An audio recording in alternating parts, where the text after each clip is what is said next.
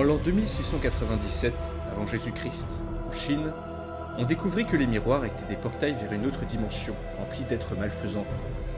À la plus grande horreur du peuple de l'Empire du Milieu, des hordes de démons entrèrent dans notre monde pour y semer la destruction et la mort, massacrant hommes, vieillards, femmes et enfants sans distinction. Et un homme nommé Wang Di, descendant d'une puissante lignée remontant jusqu'au légendaire empereur de Jade, rusa pour attirer les démons dans un piège, et utilisa ses pouvoirs magiques pour les renvoyer, puis les condamner dans la dimension des miroirs à l'aide d'un puissant sceau. Pour les empêcher de nuire à nouveau, Wang Di força ces créatures à imiter l'apparence ainsi que les mouvements des humains en tout temps et en toutes circonstances. Ainsi, toute personne s'admirant dans un miroir ne verrait pas son reflet, mais un portail vers une dimension parallèle. De l'autre côté, un monstre, un démon ayant pris son apparence exacte est condamné à l'imiter jusque dans le moindre de ses mouvements. Wang Di, couronné empereur suite à son exploit, a laissé le soin à sa descendance de protéger ce sceau et de l'entretenir grâce au pouvoir magique que sa lignée possède. Puis les siècles ont passé et le temps a fait son œuvre. Bientôt, pour le peuple, les démons des miroirs ne furent plus qu'une légende lointaine, l'histoire que l'on raconte au coin du feu pour faire peur aux petits-enfants. Et les démons, eux, n'oubliaient pas. Condamnés à imiter les humains, chaque jour, chaque heure, chaque seconde qui passe, ils accumulaient des forces et des connaissances en attendant qu'une seule chose, entrer dans notre monde et massacrer sans pitié l'être humain qu'ils imitent afin de prendre sa place. Malheureusement, la lignée de Wang Di s'est affaiblie. Ses descendants se sont abattardis, les pouvoirs magiques des empereurs déclinent à chaque génération. 2 millénaires plus tard, en 600 avant Jésus-Christ, l'empereur vieillissant peine de plus en plus à maintenir le sceau en place. Et si un jour il venait à mourir, alors le sceau magique serait brisé, et les démons du miroir seraient libres d'envahir le monde à nouveau. Chaque jour qui passe, la frontière qui nous sépare du chaos se fait plus fine et plus poreuse. Et nulle part dans toute la Chine, cette frontière n'est aussi mince que dans le palais impérial.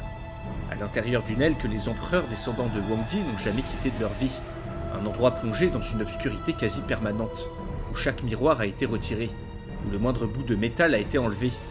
On boit de l'eau dans le noir le plus total. On prend 1000 précautions chaque jour afin que l'empereur et ses suivants ne soient jamais, au grand jamais, exposés à leur reflet. Un lieu quasiment légendaire que le petit peuple surnomme craintivement le quartier des ténèbres.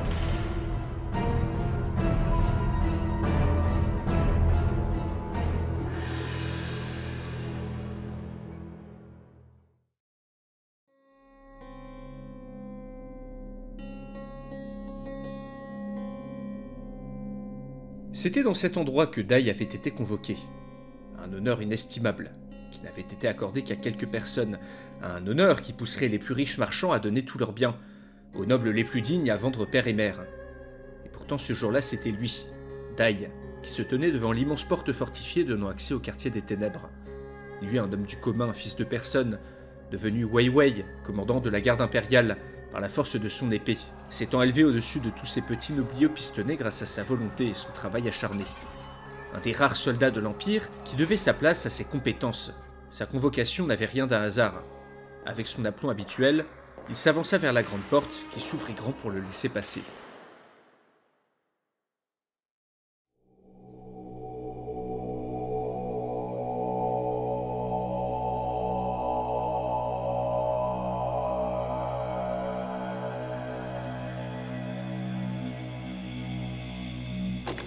La porte se referma sur une grande pièce très mal éclairée. Dai eut juste le temps d'apercevoir 2 silhouettes s'esquiver derrière lui dans une cavalcade feutrée. Au fond de la salle, l'eunuque impérial Wen Fu était assis devant lui. C'était l'ombre de l'empereur, l'homme chargé de faire exécuter la moindre de ses volontés. Rien n'entrait ou ne sortait du quartier des ténèbres sans son accord. Ce poussa obèse, aux doigts chargés de bagues, était avachi, se faisait nourrir de pâtisseries sucrées par un jeune servant aux yeux bandés. Cet homme révulsait Dai. En homme de guerre, il ne supportait pas de recevoir des ordres de cet eunuque obèse qui commandait à une petite cohorte d'esclaves dociles, prêts à tout pour être l'objet de ses faveurs. L'homme se tortillait dans des vêtements trop petits. Il se triturait un doigt de manière malaisée lorsqu'il sembla enfin apercevoir son invité. « Déshabille-toi », lui intima Wen Fu. Au cœur du quartier des ténèbres était prohibé tout objet pouvant refléter l'environnement. Le commandant n'avait jamais vraiment cru à ces histoires de démons de miroirs et considérait cette règle comme la survivance d'un vieux protocole, d'une tradition désuète. Mais l'honneur de pénétrer dans ce lieu valait bien quelques sacrifices. Ainsi, il défit son ceinturon, jeta son épée par terre puis ôta sa tunique. Il dut ouvrir la bouche, soulever les bras, se faire examiner sous toutes les coutures. Il dut même se retourner, se pencher et tousser, pour que l'eunuque examine son fondement. Constatant que tout était en règle, et qu'aucun objet réfléchissant ne se nichait dans les recoins du corps de Dai, Wenfu eut presque l'air déçu. Il s'excusa d'avoir dû le soumettre à tout ceci, et lui expliqua que même si ce n'était pas arrivé depuis des siècles, les habitants des miroirs pouvaient utiliser n'importe quelle surface réfléchissante afin d'entrer dans notre monde. Un simple miroir en bronze, la surface de l'eau ou d'un liquide quelconque, une lame d'épée, à l'intérieur du quartier des ténèbres, le moindre reflet pouvait être un danger mortel. Dans le reste de la Chine, le sceau empêchait les démons de réunir assez d'énergie afin de pénétrer dans notre dimension. Mais ici, là où la magie de l'empereur amincissait la frontière entre les mondes, il était plus facile pour ces créatures, en concentrant assez d'énergie, de passer par n'importe quelle surface tant qu'un reflet net pouvait se distinguer dessus. C'était cette raison qui poussait l'empereur à vivre dans une obscurité quasi totale, et l'eunuque a vérifié en détail ce que chaque visiteur avait sur lui, interdisant le passage de la plus petite pièce à la moindre broche en métal. Mais en dehors de l'enceinte du palais, plus personne ne croyait à cette vieille légende, à part une poignée de vieux radoteurs. Pourtant, Dai sentait qu'il était sur le point de voir son comptant de choses étranges. Une appréhension qui se confirma lorsque l'eunuque lui révéla la raison de sa visite. Il s'était passé un meurtre sauvage à l'intérieur du palais.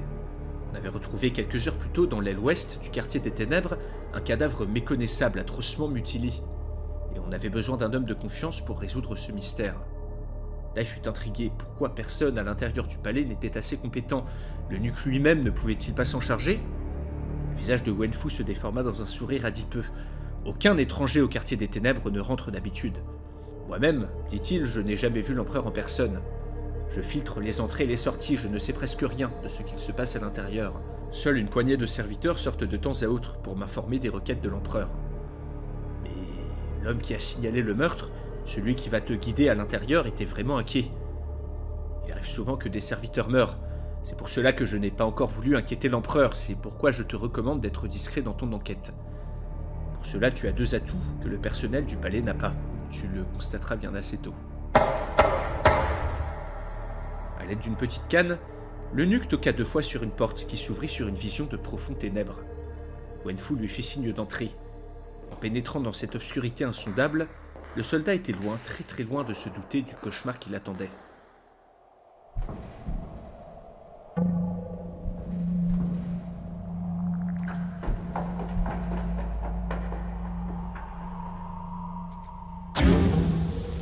L'homme avait surgi de l'obscurité sans prévenir, en allumant une petite bougie. Son visage blafard était tordu dans un sourire rendu répugnant par ses yeux, ou plutôt son absence de yeux. Ainsi, aucun reflet n'était toléré dans le quartier des ténèbres, y compris les reflets minuscules que pourrait renvoyer une pupille. Les yeux des serviteurs, ceux qui entraient régulièrement en contact avec l'empereur, avaient été tout simplement énucléés. Dai comprit pourquoi sa présence était nécessaire. Il était le seul dans tout le quartier des ténèbres à pouvoir voir quelque chose, et donc à rassembler des indices que les autres ne pouvaient pas voir. À la lueur de la bougie, Dai sentit comme une petite pression à l'intérieur d'un de ses yeux. Il baissa la tête et fit de son mieux pour ne pas regarder le serviteur. Peut-être qu'après tout, ces vieilles légendes avaient un fond de vérité. L'homme lui fit signe de le suivre et se mit à trottiner rapidement dans d'immenses couloirs. Seule la petite lumière de la bougie permettait à Dai de s'y retrouver, une petite lueur presque invisible, au milieu de ces immenses espaces construits pour ne rien refléter.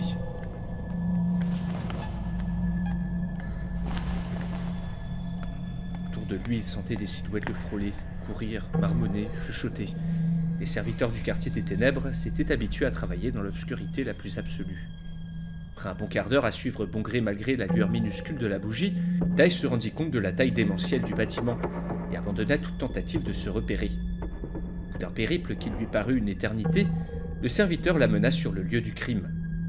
L'eunuque lui avait affirmé que rien n'avait été touché, que nulle personne n'avait osé s'aventurer près du corps torturé que Dai examinait maintenant, à la lueur de la bougie.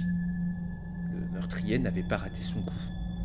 Il avait tellement frappé le pauvre bougre qu'il avait fait de son visage une bouillie sanglante. Dai remarqua 2 choses. Déjà, la moitié de bougie consumée, dans un coin, et un peu plus loin, une bague en bronze poli, qui avait roulé hors d'atteinte. Ce serviteur sans yeux avait-il voulu allumer une lumière pour regarder sa bague? Dai s'empressa d'examiner l'objet.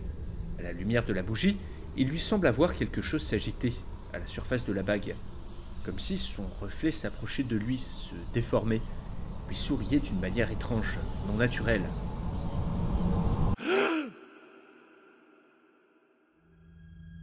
Dai en avait trop vu. Il recouvra la bague d'un tissu mat et la mit dans sa poche. Il n'y avait plus rien à voir ici. Encore une fois, ce maudit serviteur sans yeux surgit devant lui, sans avoir fait le moindre bruit, lui flanquant une frousse effroyable. L'homme lui a pris son nom, Jin, comme le métal. Jin n'en menait pas large. Selon lui, un démon du miroir était passé dans notre monde et rôdait maintenant dans le palais. Il a tué la personne qui l'imitait, disait-il, et a pris sa place. Ce démon n'a pas de reflet, c'est comme ceci qu'on pourra le trouver. Après en avoir trop vu, Dai en avait maintenant trop entendu, et il demanda à être raccompagné pour voir l'eunuque. Des frôlements, des murmures, des bruits soudains, incessants. Cet endroit était un cauchemar. Dai comprenait maintenant pourquoi l'eunuque l'avait envoyé lui. Comment était-il possible de garder sa sanité dans de telles conditions? Une fois sorti de cet enfer, il se planta devant Wenfu, l'eunuque, et lui jeta la bague. L'homme vit l'objet et blêmit instantanément. Il chassa son petit serviteur d'une claque sur la tête, puis jeta à Dai un œil paniqué. Un objet réfléchissant à l'intérieur du palais, en jugé par sa tête, c'était manifestement la première fois que cela arrivait depuis bien longtemps. Une fois rentré chez lui, le commandant s'allongea dans son lit et repensa à toute l'histoire. Déjà, l'auteur du meurtre était en cavale dans le palais. Il espérait que l'eunuque avait fait prendre les mesures nécessaires pour la sécurité de l'empereur. Ensuite, si ces histoires de démons étaient fondées, alors il se pouvait qu'un de ceux-ci soit passé par cette bague en bronze et tué le serviteur qui l'imitait pour prendre sa place. Ceci expliquerait également l'état du corps. Il était plus dur de retrouver le serviteur remplacé maintenant que sa carcasse avait été réduite en bouillie. Il était encore en pleine réflexion lorsque le sommeil le prit. Dai se leva brusquement, certain d'avoir entendu un bruit.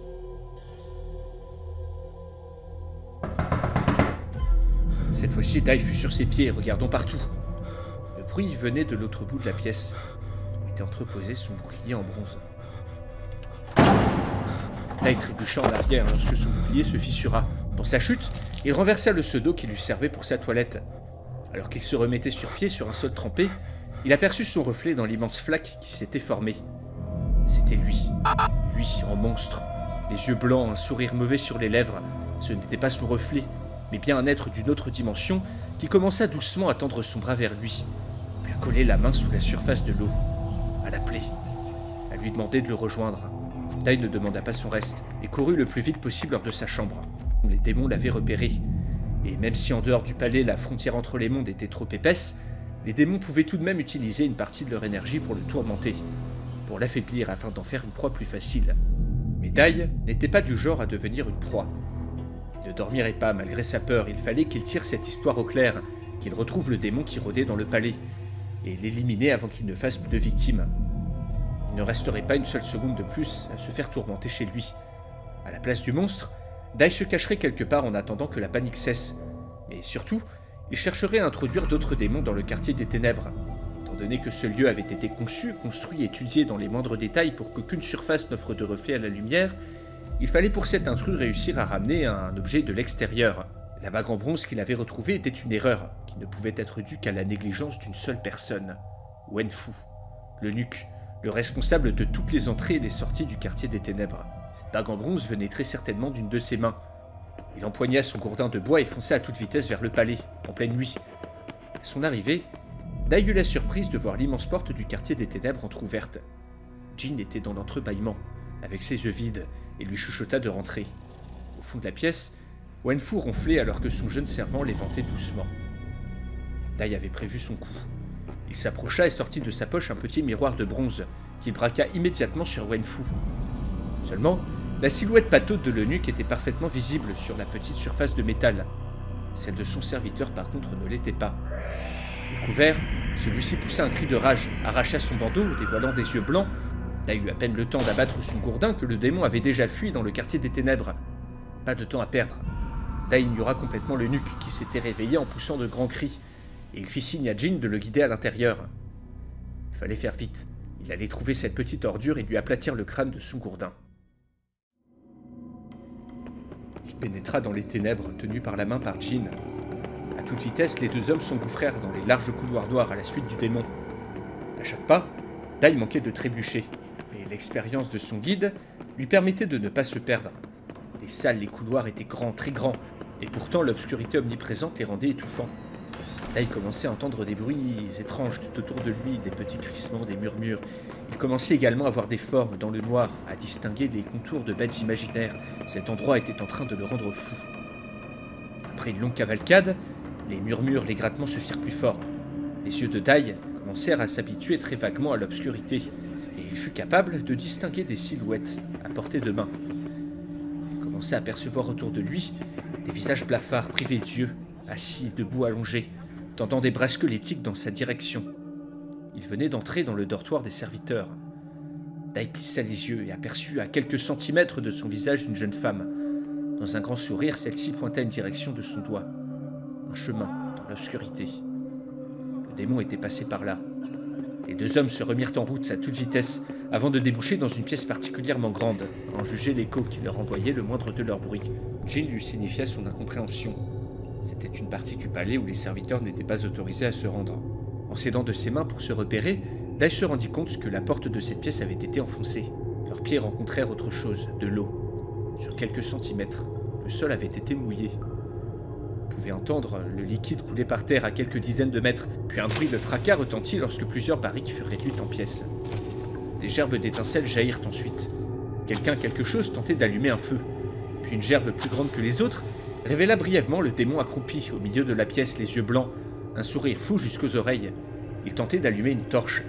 Une torche qu'il avait forcément dû trouver dans cette pièce. Il eut à peine le temps de se demander qui était le fou qui avait laissé cet objet ici, qu'il comprit ce que souhaitait faire le démon. Une fois cette torche allumée, la lumière allait être projetée sur l'eau, et leurs reflets, les êtres qui les imitaient eux, seraient libres de sortir de leur dimension pour les tuer, puis prendre la place un par un des serviteurs du quartier des ténèbres. D'en prendre le contrôle, de tuer l'empereur, le garant de l'intégrité du sceau. Le soldat bondit, alors que la torche s'enflammait, révélant le visage torturé du démon, puis répandant sa lumière sur le sol mouillé. Dai s'aperçut très vite que dans ce lieu gorgé de magie, les miroirs ne reflétaient pas uniquement les personnes et les objets, mais faisaient office de vitrine. Autour de la torche, sur le sol, s'étalait une peinture horrifique du monde des miroirs. La vraie nature de cette dimension apparut à Dai.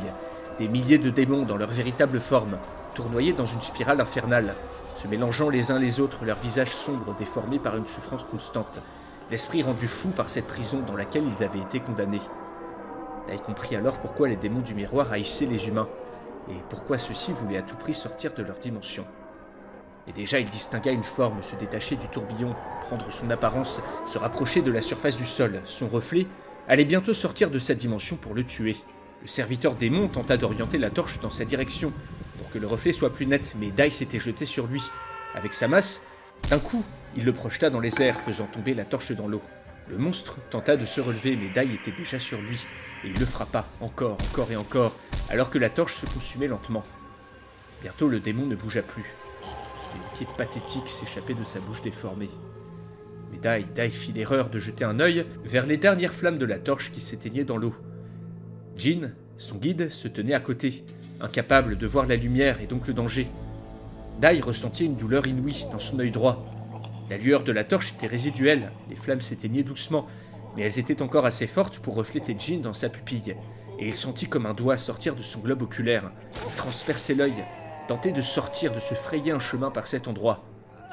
Criant à la mort, Dai se tourna vivement de la lumière et à tâtons se saisit de son gourdin pour se frapper le visage de manière frénétique. Un cri monstrueux retentit à l'intérieur de son crâne, et Dai perdit connaissance.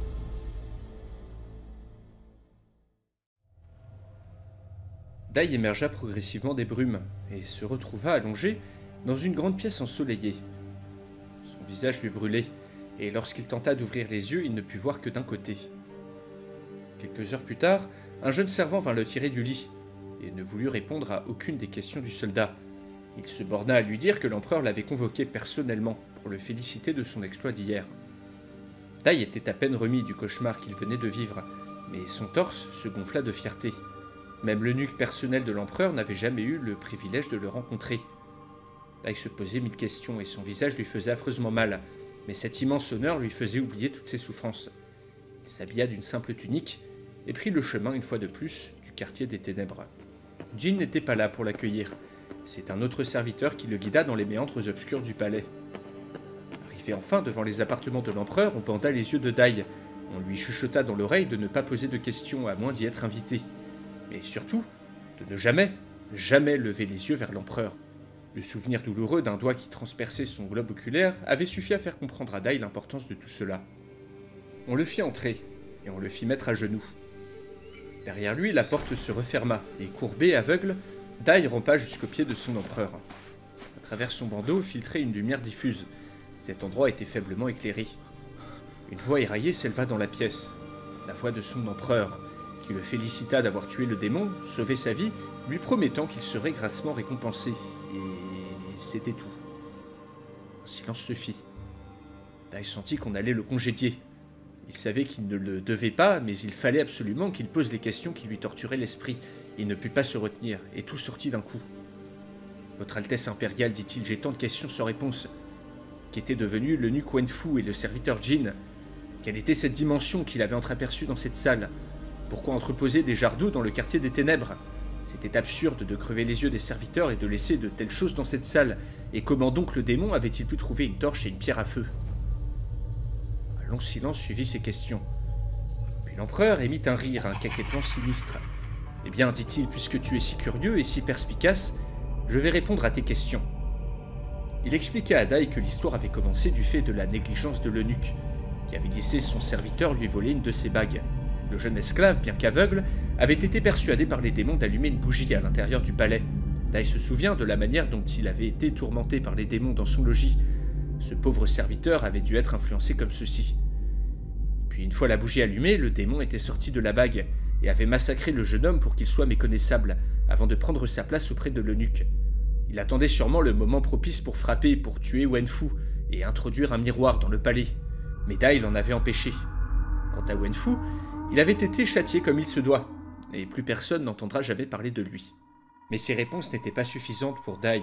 Surpris par sa propre audace, il osa même demander des précisions à l'empereur. Encore une fois, l'empereur resta silencieux quelque temps, puis il parut prendre une décision. « Et vu que tu m'as sauvé la vie, je vais te faire 2 cadeaux. Le premier est un secret. L'empereur n'a pas de pouvoir magique. Le sceau qui retient les démons dans leur dimension est en fait contenu dans les murs du quartier des ténèbres, depuis l'époque de l'empereur Huangdi. Ce bâtiment a été conçu pour résister à toute tentative de destruction, mais ce sceau se dégrade petit à petit, et ne tient que grâce à la magie résiduelle de l'empereur Huangdi. Ni moi, l'empereur, ni mes prédécesseurs n'avons la moindre prise dessus, ni le moindre pouvoir magique. La frontière entre les mondes est de plus en plus fine. Il est aujourd'hui possible pour certains démons de sortir de leur dimension, mais il est trop tôt. Car si les humains se rappellent de leur existence, alors ils seront préparés. Et lorsque le sceau finira par se briser, lorsqu'à l'extérieur de ce palais le dernier vieillard aura oublié l'existence des démons, alors ceux-ci feront leur retour. L'eau et les torches de la salle serviront à cet instant, pour s'occuper des résidents du quartier des ténèbres. Un long frisson glacé parcourut l'échine de Dai. Avait-il bien entendu? L'empereur ricana à nouveau. Le démon que tu as tué était un élément rebelle. Il a manqué de patience et il n'a pas suivi les ordres que j'avais donnés. Je crains d'ailleurs que tu ne revoies jamais ton ami Jin, lui qui connaît maintenant la vérité. Dai comprit, et son monde s'écroula. Cela faisait longtemps que les empereurs avaient été remplacés par les démons, toute cette mascarade, ces serviteurs énucléés afin qu'ils ne voient pas la vraie nature de leur maître, l'eunuque et son protocole, ces longs couloirs et ces grandes salles plongées dans les ténèbres. Tout ceci n'avait qu'un but, cacher au monde la vérité, cacher à la Chine que leur empereur était un démon qui manipulait et utilisait les humains en attendant patiemment que le sceau de l'empereur Huangdi se brise de lui-même, en attendant patiemment le moment où ses légions pourraient déferler sur le monde. Dai se redressa et enleva d'une main tremblante le bandeau qui lui cachait les yeux. Devant lui, un vieil homme aux yeux blancs affichait un grand sourire, tout en le fixant d'un regard inhumain. De sa main effilée, l'empereur démon tira sur une toile pour découvrir un immense miroir. Comme promis, voici ton 2e cadeau.